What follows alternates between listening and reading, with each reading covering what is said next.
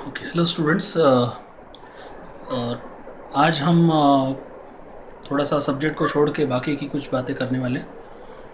मैं आपको गाइड करना चाहता हूँ कि आप इनऑर्गेनिक केमिस्ट्री को किस तरह से डील करेंगे। मतलब कुछ गाइडलाइंस यदि आपको पता होंगे, थोड़ा सा प्रॉपर गाइडेंस यदि आपको मिल जाएगा, तो इनऑर्गेनिक जैसा जो सब्जेक्ट है, जिसको जनरली ऐसा परसेप्शन है कि थोड़ा सा बोरिंग सब्जेक्ट है एंड ऑल, बट एक्चुअली ऐसा कुछ नहीं है। या फिर रट्टा मारना पड़ता है, बोर होता है, इस तरह की काफ़ी चीज़ें जो है वो आपके माइंड में या आपने सुनी होगी, बट एक्चुअली ऐसा नहीं है। यदि आपको प्रॉपर गाइडेंस मिल जाता है इनऑर्गेनिक करने का, तो फिर ये सब्जेक्ट ना तो बोरिंग है और ना तो इसमें बहुत रट्टा मारने की ज़रूरत पड़ती है। तो मैं आपको इसके लिए कुछ गाइडेंस देता हूँ, आप इसको अप्लाई करें। और इससे ज़रूर आपको इनऑर्गेनिक जो एक स्कोरिंग सब्जेक्ट होता है एक्चुअली, तो इस गाइडलाइंस को आप फॉलो करते हुए इनऑर्गेनिक केमिस्ट्री को स्ट्रॉन्ग कर सकते हैं। और इसमें जो, यदि अपन नीट की बात करें, तो नियरली 15 MCQs इनऑर्गेनिक के होते हैं, तो बहुत ही कम टाइम में और प्रॉपरली आपको सभी MCQs आराम से जम सकते हैं। और इसके अलावा आप जेई मेंस या एडवांस के लिए भी इनऑर्गेनिक जो है वो स्कोरिंग सब्जेक्ट होता है। तो गाइडलाइंस आप देखिए, इसको फॉलो करेंगे। ओके, सबसे पहले मैं आपसे बात करूँगा कि आपको जो है कौन से चैप्टर्स आपके इनऑर्गेनिक के स्ट्रॉन्ग होने चाहिए, कौन से ऐसे बेसिक चैप्टर्स है जो आपके बहुत अच्छे होने चाहिए, ताकि आपका ओवरऑल इनऑर्गेनिक केमिस्ट्री जो है वो स्ट्रॉन्ग हो जाए। तो इसके लिए मैं आपको रेफ़र करूँगा 3 चैप्टर्स। 3 चैप्टर्स आपके बहुत स्ट्रॉन्ग होने चाहिए। और यदि ये 3 चैप्टर आपके स्ट्रॉन्ग होते हैं, तो अपने आप ही आपकी पूरी इनऑर्गेनिक केमिस्ट्री जो है वो क्या हो जाएगी, इम्प्रूव हो जाएगी। तो ऐसे कौन से 3 चैप्टर्स हैं? So what are the basic chapters? सबसे पहला पॉइंट हम यहाँ पे देखेंगे, what are the basic chapters. कौन से आपके बेसिक चैप्टर्स जो इनऑर्गेनिक को आप, पूरी इनऑर्गेनिक को आपका इम्प्रूव करते हैं और स्ट्रॉन्ग करते हैं। तो बेसिक चैप्टर्स में सबसे पहले यदि हम देखेंगे, तो that is obviously periodic table. Periodic table chapter जो है आपका स्ट्रॉन्ग होना चाहिए। दूसरा जो है, इट इज ऑब्वियस की केमिकल बॉन्डिंग। केमिकल बॉन्डिंग ये सेकेंड चैप्टर है। और कुछ पार्ट अपने को यहाँ पे रेडॉक्स रिएक्शंस का भी पड़ता है। तो ऐसे ये 3 चैप्टर्स है। यदि ये तीनों चैप्टर्स आपके स्ट्रॉन्ग होते हैं, तो ओवरऑल आपकी इनऑर्गेनिक केमिस्ट्री जो है वो काफ़ी स्ट्रॉन्ग हो जाएगी। मैं आपको कुछ बता दूं इन चैप्टर्स के इंपॉर्टेंस क्या है, कहाँ कहाँ पे हम ये चैप्टर्स पूरे सिलेबस में यूज़ करते हैं। तो पीरियोडिक टेबल का तो आपको पता है कि पीरियोडिक प्रॉपर्टी वाला जो सेक्शन होता है वो काफ़ी इंपॉर्टेंट सेक्शन होता है, पीरियोडिक प्रॉपर्टी वाला। जैसे कि आप देखेंगे कि डी ब्लॉक की शुरुआत में हम सब पीरियोडिक प्रॉपर्टी को स्टडी करते हैं। टी ब्लॉक 11th और 12th था, जो ग्रुप नंबर 13 से लेकर 18, जब भी हम ग्रुप स्टडी करते हैं तो पहले 2-3 पेजेस जो वो पीरियोडिक टेबल, पीरियोडिक प्रॉपर्टीज़ के ही होते हैं। इसके अलावा आपका जो एस ब्लॉक एलिमेंट है, उसमें भी आपको शुरुआत में अल्कली मेटल्स और अल्कलाइन अर्थ मेटल्स दोनों में आपको पीरियोडिक प्रॉपर्टी का जो है वो अच्छा खासा नॉलेज होना चाहिए। Plus exam point of view से कम 1 या 2 MCQs तो रहते ही हैं कि जो पीरियोडिक प्रॉपर्टीज़ के ऊपर बेस्ड है। तो पीरियोडिक टेबल में पीरियोडिक प्रॉपर्टी वाला सेक्शन आपको पूरी इनऑर्गेनिक केमिस्ट्री में काफ़ी जगह पे लगता है। दूसरा आपका है केमिकल बॉन्डिंग, एक बहुत ही इंपॉर्टेंट चैप्टर, अपने आप में इंपॉर्टेंट है, बट बाकी चैप्टर्स के लिए भी ये सपोर्ट सिस्टम है। जैसे कि आप पी ब्लॉक जो है, उसमें जितने भी स्ट्रक्चर सेक्शंस हैं, उनसे रिलेटेड जितने भी MCQs आपके आते हैं, वो सब केमिकल बॉन्डिंग से रिलेटेड होते हैं। तो केमिकल बॉन्डिंग का जो VSEPR थ्योरी है, इसके अलावा वैलेंसी बॉन्ड थ्योरी जो है वो अपने को कोऑर्डिनेशन में काम में आता है। VSEPR थ्योरी आपको स्पेशली पी ब्लॉक में काम में आता है। इसके अलावा आपको थोड़ा सा लेंथेनॉइड कॉन्ट्रैक्शन जो है, उसमें आपको डी ब्लॉक के सेक्शन में काफ़ी सारी एफ ब्लॉक में पीरियोडिक प्रॉपर्टीज़ है, पीरियोडिक टेबल से आता है वो। और इसके अलावा आपको फजांस रूल जो है वो कहीं पे यूज़ करना पड़ता है लेंथेनॉइड कॉन्ट्रैक्शन के केस में। तो आप देखते हो कि केमिकल बॉन्डिंग एक बहुत ही एक्सेलेंट चैप्टर है। इसके अलावा केमिकल बॉन्डिंग आपके ऑर्गेनिक में भी थोड़ा सा ये यूज़ होगा, काफ़ी सारा यूज़ इन केमिकल बॉन्डिंग का यूज़ होता है कहाँ पे, ऑर्गेनिक केमिस्ट्री में। तीसरा जो है वो redox reaction, actually physical chemistry में काउंट होता है, बट इसको हम इनऑर्गेनिक में भी मान सकते हैं। रेडॉक्स रिएक्शन में ऑक्सीडेशन स्टेट कैसे कैलकुलेट करते हैं, ऑक्सीडेशन स्टेट के क्या रूल्स हैं, ये अपने फिजिकल केमिस्ट्री के साथ में इनऑर्गेनिक केमिस्ट्री में भी काफ़ी यूजफुल है, स्पेशली बैलेंसिंग रेडॉक्स रिएक्शन। क्योंकि डी ब्लॉक के जो रिएक्शंस होते हैं, K2Cr2 और KMnO4 की जो ऑक्सीडाइजिंग प्रॉपर्टीज़ है, वो सभी रेडॉक्स रिएक्शन के बैलेंसिंग हाफ रिएक्शन मेथड या ऑक्सीडेशन नंबर से ही हम वो रिएक्शंस को बैलेंस करते हैं। तो रेडॉक्स रिएक्शन हमको लगता है स्पेशली डी ब्लॉक में, मोस्ट ऑफ द केसेस में डी ब्लॉक में। इसके अलावा आपका स्ट्रक्चर ऑफ एटम का थोड़ा सेक्शन वो तो कॉमन है, इलेक्ट्रॉनिक कॉन्फिगरेशन तो आपको पूरी केमिस्ट्री में लगेगा, हर्ट्ज़ लाफो प्रिंसिपल, ये सब जो चीज़ें हैं वो तो बेसिक्स ही होती है, वो तो आपको पूरी केमिस्ट्री में लगने वाली है। तो स्पेशली वो यहाँ पे इनऑर्गेनिक में जो है वो स्ट्रक्चर ऑफ एटम का सिर्फ लास्ट सेक्शन जो है वो आपका यहाँ पे जो है वो काम में आता है स्पेशली।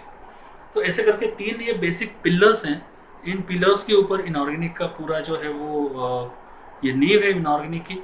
यदि ये नींव आपकी पक्की होती है तो इनऑर्गेनिक केमिस्ट्री आपकी अपने आप ही क्या हो जाएगी, स्ट्रॉन्ग हो जाएगी। तो ये पहली बात है। दूसरी, आपको चैप्टर्स जब आपके सब हो चुके होंगे या होंगे, जब आप सेल्फ स्टडी करोगे तो उसका सीक्वेंस क्या होना चाहिए। सीक्वेंस भी काफ़ी इंपॉर्टेंट है अंडरस्टैंड करने के लिए, ठीक है। पूरा सिलेबस यदि हो जाता है तो रिवीजन का भी वही सीक्वेंस आपको फॉलो करना चाहिए, और आप जब पढ़ते हो इसको तो भी आपको सीक्वेंस मेंटेन करना पड़ेगा, क्योंकि यहाँ पे कनेक्टिंग चीज़ें बहुत सारी होती हैं। आप सीधे पीरियोडिक टेबल से पी ब्लॉक पे नहीं जंप कर सकते, या कोऑर्डिनेशन पे आप जंप नहीं कर सकते बिना केमिकल बॉन्डिंग किए, या केमिकल बॉन्डिंग कर लिया पीरियोडिक टेबल नहीं किया तो आपको हर जगह प्रॉब्लम आता रहेगा। तो इसलिए सीक्वेंस बहुत इंपॉर्टेंट है इसमें कुछ केसेस में। तो सबसे पहला जो है वो आपका होना चाहिए पीरियोडिक टेबल। आप सबसे पहले पीरियोडिक टेबल चैप्टर को पढ़ो और उसको स्ट्रॉन्ग करो, उसके सभी कंसेप्ट क्लियर होने चाहिए। दूसरा फिर आपको करना पड़ेगा केमिकल बॉन्डिंग। यहाँ पे आपका आएगा क्या, केमिकल बॉन्डिंग। ये केमिकल बॉन्डिंग जो चैप्टर है ये सेकंड नंबर पे आना चाहिए। उसके बाद सीधे आप जंप कर दो किस पे, पी ब्लॉक पे। सीधे पी ब्लॉक एलिमेंट जो है उसको करना है आपको। इसका एडवांटेज मैं बताऊं कि पी ब्लॉक का लाइक 60-70% जो पार्ट है वो ये दोनों चैप्टर में कॉमन है। पीरियोडिक प्रॉपर्टी हर ग्रुप में आती है। स्ट्रक्चर्स बहुत बड़ा सेक्शन है, ऑक्सी एसिड के स्ट्रक्चर्स बोलो, 3 टाइप के ऑक्सी एसिड्स उनको पी ब्लॉक में, तो हर जगह ऑक्सी एसिड्स के स्ट्रक्चर्स और काफ़ी सारे जो इनऑर्गेनिक के मॉलिक्यूल्स हैं हर ग्रुप में आपको स्ट्रक्चर का काम पड़ता है, तो वो केमिकल बॉन्डिंग से आते हैं। तो काफ़ी सारा पार्ट जो है इन दोनों चैप्टर का वो इसके अंदर कॉमन आता है, इसलिए पी ब्लॉक जल्दी भी हो जाएगा ये दोनों चैप्टर करने के बाद, और अंडरस्टैंड भी होगा। आप इस सीक्वेंस को मेंटेन नहीं करते हो तो आपको ये प्रॉब्लम आने वाली है, ठीक है। तो सेल्फ स्टडी के टाइम पे एटलीस्ट, यदि क्लास में आपका मेंटेन नहीं हुआ तो भी सेल्फ स्टडी के टाइम पे एटलीस्ट आप इस चीज़ को मेंटेन करना है। इसके बाद सीक्वेंस में ये एक सीक्वेंस आपका हो गया, ये जो है ये आपका एक सीक्वेंस हो जाता है। दूसरी जगह फिर आपको एक सीक्वेंस मेंटेन करना है, कहाँ पे वो मैं आपको बता दूँ।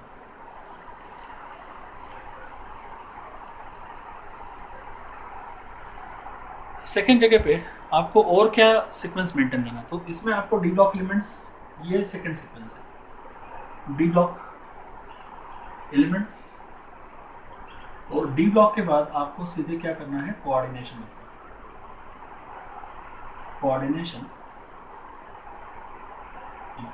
ये दोनों चैप्टर जो है वो काफ़ी रिलेटेड हैं। जैसे कि आपका CFT का जो पार्ट है उसका थोड़ा सा हमको कलर प्रॉपर्टी में इसका यूज़ होता है। इलेक्ट्रॉनिक कॉन्फ़िगरेशन जो है वो सब डी ब्लॉक के कोऑर्डिनेशन में भी यूज़ होते हैं। डी ब्लॉक के ही कंपाउंड कोऑर्डिनेशन कंपाउंड्स फॉर्म करते हैं मोस्ट ऑफ द केसेस में, तो इसलिए आपका डी ब्लॉक यदि हो चुका होता है तो आपको कोऑर्डिनेशन में क्या होगी, हेल्प मिलेगी। तो ये आपका यहाँ पे 2 का सीक्वेंस होना चाहिए। पर ध्यान रखिए कि पीरियोडिक टेबल जो है वो यहाँ पे भी आपको काम में आएगा, केमिकल बॉन्डिंग यहाँ पे भी काम में आएगा। तो केमिकल बॉन्डिंग और पीरियोडिक टेबल इन दोनों के पहले भी होना ही चाहिए, ठीक है। तीसरा जो सीक्वेंस है आपका, ठीक है, वो आप कोई भी ऑर्डर लगा सकते हो। बचे हुए जो चैप्टर हैं कौन से हैं, एस ब्लॉक एलिमेंट है, हाइड्रोजन है, और आपका आइसोलेशन मेटलर्जी चैप्टर है, तो आप वो कैसे भी लगा सकते हो, उसमें कोई रिलेशन नहीं है तो उसमें। तो भी उसमें जो मेटलर्जी वाला चैप्टर है, मतलब एक्सट्रैक्शन आइसोलेशन ऑफ एलिमेंट, वो आप कर सकते हो, ठीक है। सेकेंड नंबर फिर आपका एस ब्लॉक आप कर सकते हो, और लास्ट में जो है एस ब्लॉक एलिमेंट्स, और लास्ट में जो है आप क्या कर सकते हो यहाँ पे, हाइड्रोजन एट्स कंपाउंड। तो ये आपका सीक्वेंस ऑफ स्टडी होना चाहिए इनऑर्गेनिक में। आप ये शफल करोगे, आपको पता नहीं रहेगा कौन सा कंसेप्ट कहाँ लगने वाला है, तो फिर ये अंडरस्टैंड नहीं होता, और अंडरस्टैंड नहीं होगा तो फिर आपको ये सब्जेक्ट जो है वो एंटरटेनमेंट म्हणजे इंटरटेनिंग नहीं लगेगा आपको ये सब्जेक्ट, और इस तरह से आपको फिर समझने में थोड़ा सा प्रॉब्लम आएगा। तो ये सीक्वेंस आप मेंटेन करो और फिर देखो कि आपकी अंडरस्टैंडिंग किस लेवल पे जाती है। उसके बाद ये तो हो गया अपना किस तरह से आपको चैप्टर का सीक्वेंस मेंटेन करना, कौन से चैप्टर होने चाहिए स्ट्रॉन्ग, ताकि पूरी आपकी इनऑर्गेनिक केमिस्ट्री जो है वो क्या हो जाए, स्ट्रॉन्ग हो जाए।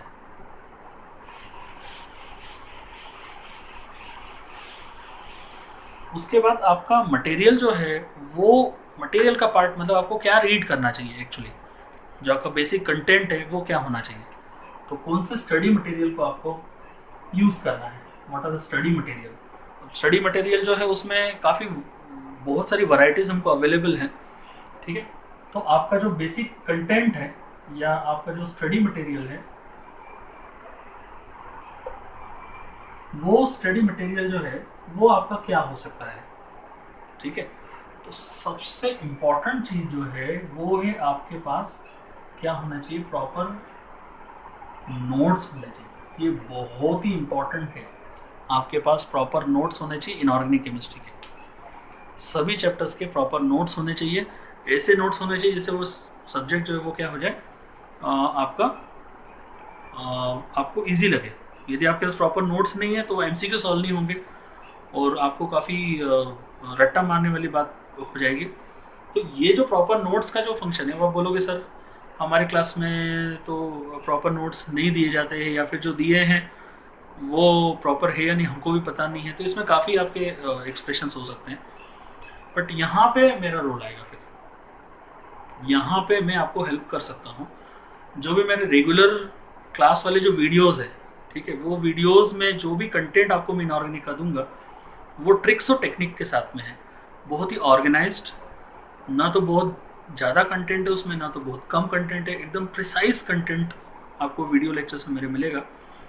इन वीडियो लेक्चर्स में आपको काफ़ी सारे ट्रिक्स मैं आपको दूंगा। अब जैसे इनऑर्गेनिक में सबसे ज़्यादा प्रॉब्लम्स कहाँ पे आता है, आप सोचो।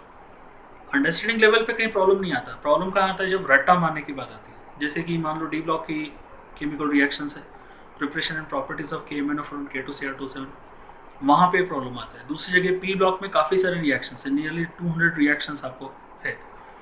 तो वो रिएक्शंस हम कैसे करें, वो एक सबसे बड़ा हेडेक है। और वहाँ पे ऐसे नोट्स मैं आपको दे सकता हूँ जिससे आपका 100% तो नहीं पर 90% जो प्रॉब्लम है वो सॉल्व हो जाएगा। पी ब्लॉक में 90% और डी ब्लॉक में 100%। तो आपको केमिकल रिएक्शन में काफ़ी सारे ट्रिक्स और टेक्निक्स मैं आपको केमिकल रिएक्शंस की बताऊंगा।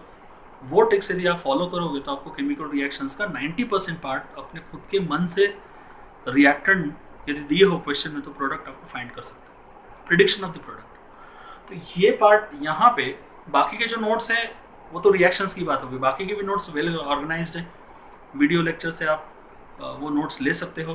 तो ये यहाँ से आपका जो काम है यहाँ पे मैं आपकी हेल्प कर सकता हूँ। तो इसके लिए आप मेरे चैनल को RK एल्केमी को आप क्या करें, सब्सक्राइब करें।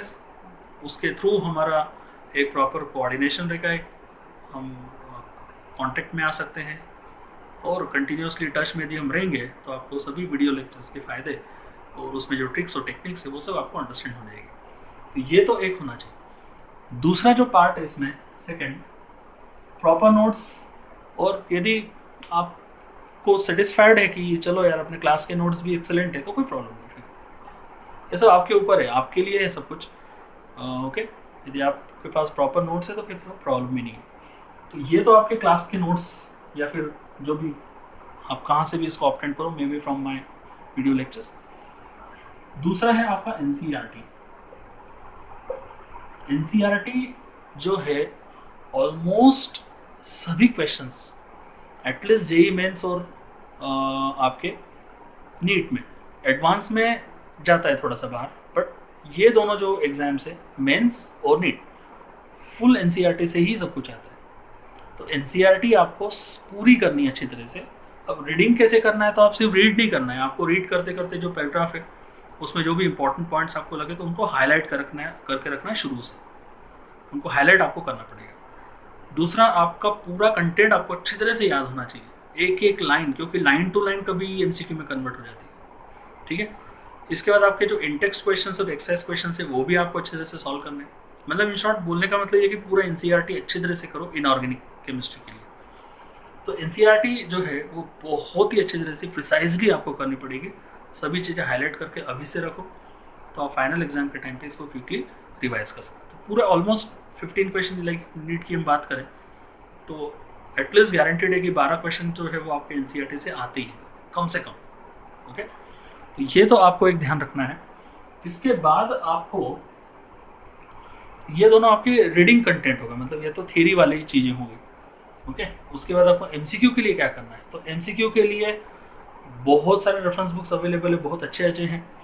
आप उसमें से आपके क्लास से जो भी आपको बोला गया है वो आप ले सकते हो, आप अपने एक्सपीरियंस से ले सकते हो, या फिर मार्केट में जिसका भी आपको काफ़ी सारे लोग गाइड भी कर लेंगे इसके लिए। पर मेरे हिसाब से जो है वो प्रदीप का जो बुक है वो आप रेफ़र कर सकते हो, और एमटीजी नीट गाइड जो है वो आप रेफ़र कर सकते हो। तो एमटीजी नीट गाइड जो है वो आप यहाँ से ले सकते हो, या फिर जो प्रदीप है, प्रदीप का जो स्टेलर सीरीज़ है वो भी बहुत एक्सेलेंट है, उसमें काफ़ी माइन्यूटली टाइप वाइज दिए हुए हैं। तो इन दोनों में से आप कोई भी एक बुक यूज़ कर सकते हो, नीट के लिए और जेई मेंस के लिए। एडवांस के लिए फिर आपको थोड़ा सा जेडी ली की तरफ जाना पड़ेगा। ओके, तो इस तरह से ये आप कर सकते हो। ये एक है। इसके बाद आपको क्या करना पड़ेगा, इसके बाद आपको प्रीवियस ईयर्स के क्वेश्चन पेपर सॉल्व करने पड़ेंगे, है ना, जो भी प्रीवियस ईयर्स के क्वेश्चन पेपर है, प्रीवियस ईयर्स क्वेश्चन पेपर, तो ये क्वेश्चन पेपर आपको सॉल्व करने पड़ेंगे। आपको भी पता चलेगा कि कौन से इंपॉर्टेंट क्वेश्चंस कहाँ से आता है। और इसके लिए आप नीट जो चैम्पियन है, नीट चैम्पियन और जेई चैम्पियन, वहाँ पे पूरा एनालिसिस किया हुआ है कि किस टॉपिक से कितने क्वेश्चंस किस साल में आए हुए हैं, तो वो बुक भी आप प्रिपेयर, वो बेस्ट है, उसमें आपको ज़्यादा मेहनत नहीं करनी पड़ेगी, सब रेडीमेड है, तो उसको सॉल्व कर सकते हैं। तो ये आपका मिनिमम कंटेंट है, जिसमें से ये दो आपके नोट्स रिलेटेड है, मतलब थ्योरी सेक्शन के लिए है। प्रॉपर नोट्स आप कहाँ से लोगे सब आपको मैंने बता दिया कहाँ से लेना है, और ये आपका एमसीक्यू कंटेंट है। तो ये पूरा यदि आप कर लोगे तो नीट में और जेई मेंस में एटलीस्ट आपको कोई प्रॉब्लम नहीं आएगा। ओके, ये आपका स्टडी मटेरियल के बारे में मैंने आपको थोड़ा सा गाइडेंस किया।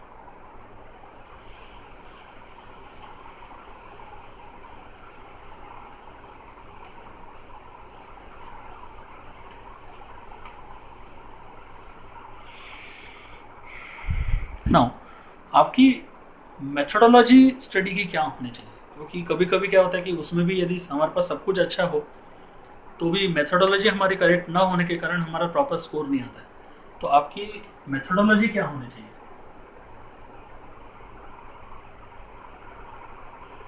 मतलब आपको किस तरीके से पढ़ाई करनी है, किस तरह से स्टडी करना है as far as inorganic chemistry is concern, इसके बारे में थोड़ा सा मैं आपको गाइडेंस दे रहा हूँ। तो मेथोडोलॉजी में सबसे पहले आप क्या करें, ऑब्वियसली आपको क्या करना पड़ेगा, रीड तो करना ही है सब कुछ, है ना, ये तो सब बेसिक चीज़ होती है, कोई भी चीज़ करना है तो ये तो करना ही है। उसके बाद you need to understand, you need to understand, ठीक है, आपको समझना पड़ेगा। यहाँ पे एक गड़बड़ आती है कि यदि आपके पास प्रॉपर नोट्स और गाइडेंस ना हो तो मोस्ट ऑफ दी लोग क्या करते हैं, रट्टा मारना शुरू कर देते हैं, इनऑर्गेनिक को स्पेशली।